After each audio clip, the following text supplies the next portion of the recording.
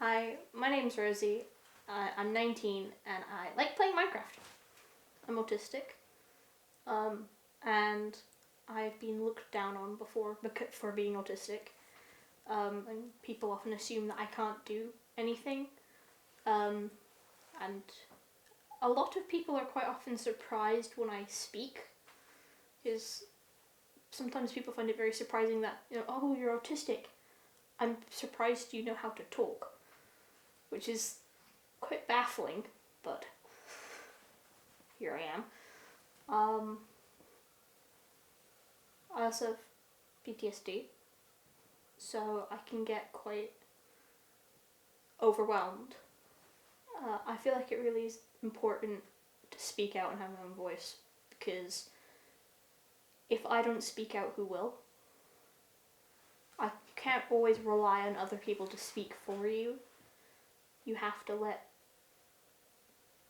Oh, that didn't make sense. You have to let yourself speak. Otherwise, it's a second-hand retelling rather than a first-hand experience. I first got involved in Inspire Highland by actually meeting Emma on a dog walk. So I was at the beach with my dad in the summer, and we bumped into Emma, who was walking her dog, and I was cooing over the dog because Emma's dog is very cute. And we ended up talking a bit, and I mentioned that I was autistic, and Emma mentioned the group, and I was like, oh, I've never heard of that before. So Emma gave me some contact details or how to find Inspire Highland, and I sent an email, and then I was part of the group, and it was really good. Before Inspire Highland, I struggled a lot with my confidence issues, and I didn't feel like there was anybody in my corner.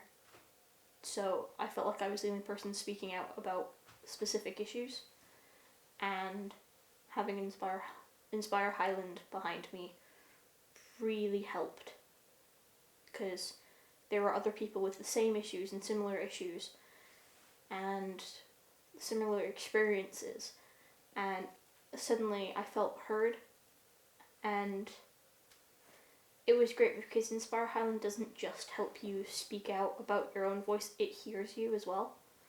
And I think that's my favourite part about Inspire Highland. I think the staff of Inspire Highland help support me because, like, through simple things, as well as some more complex things. Simple things like I'll get picked up when my parents can't drop me off, or if I can't find transport. And they're always there in the background. So at events and things, if I find myself getting overwhelmed, I can always go to a staff member and they'll help me figure out either how to calm down there, or will take me outside for a minute to calm down, or even take me home if I'm getting too overwhelmed and I need to go home. And I find that really helpful because I found that the knowledge that I can go home whenever, it helps me stay more. I think another really good way that the staff support me, and probably other young people as well, is you're not just authority figures, you'll have a laugh with us as well. Oh, that's right, they'll have a laugh with us as well. It's not just all serious faces and... I don't know how to word it. It's not all just serious faces and, like, gloom. You'll have a smile and help pick us up if we're not feeling quite great. Sometimes we'll arrange events and we won't know until we get there whether certain mobility aids will be able to get through or how they'll cope on different surfaces and maybe through door frames. Sometimes there's a step or a lip that wasn't mentioned to us previously. Sometimes it can just be as simple as the lights being brighter than they look on pictures, and it can be quite overwhelming. Sometimes there'll be noises through the windows, and obviously you can't get noise through a window from a picture.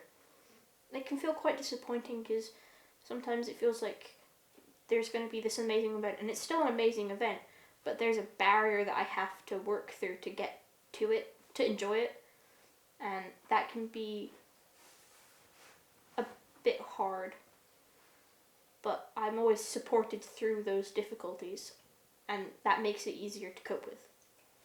I think it's really important for young people with disabilities and their own challenges to have their own voice and ability to speak out, because it's not just important for themselves, it's important for other people who may not have a voice, who may not have access to a voice, and it's really important for younger people, like primary age and below aged children, to see role models that have got but have got disabilities and challenges similar to their own challenges, and that's somebody that they can look up to and follow and look forward to doing things that that person may have done, because it's proof that they can do it.